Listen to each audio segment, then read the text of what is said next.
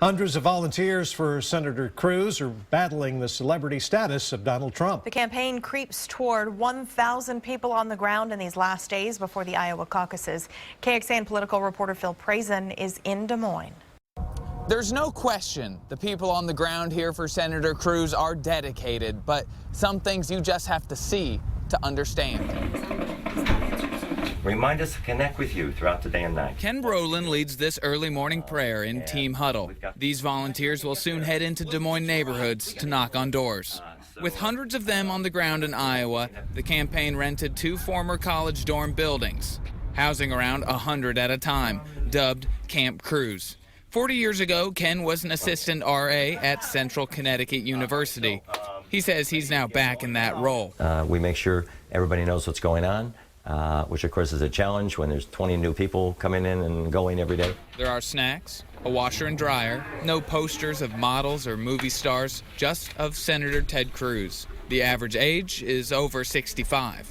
They know it's crunch time. Yes, it is. We have 3 days, and it will be time. Maggie Wright drove up from Texas in early December and only briefly returned south for Christmas. We love meeting new friends from all over. California, Colorado, New York, Florida. So our strike force is far and wide. Up in Iowa, Cruz volunteers aren't just dedicated, they're actually living with the campaign. And the Cruz campaign tells me they have 2 other Camp Cruzes, one in New Hampshire and one in South Carolina, the next 2 primary states. In Des Moines, Prazan, KXAN News. And joining us for some perspective is Chuck Todd, host of NBC's Meet the Press. He is in Iowa. Iowa's caucus is small and unlike any of the other primaries. Chuck, why does it seem like there is so much at stake here? You got a couple of candidates that have put so much on the line here. On one hand, the Democrats, because there's only 3 candidates, it really is a test to see, can Hillary Clinton excite the base of the Democratic Party? And right now, I think there's a question about whether she can do that. On the Republican side, this also is a base test.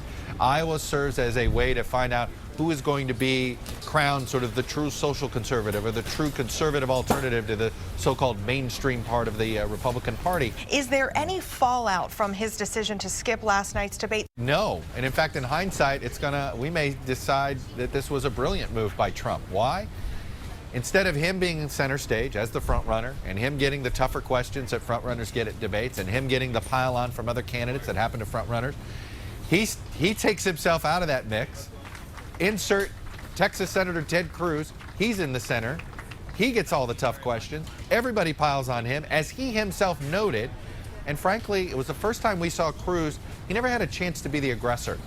Chuck, what can we expect to see this Sunday on Meet the Press?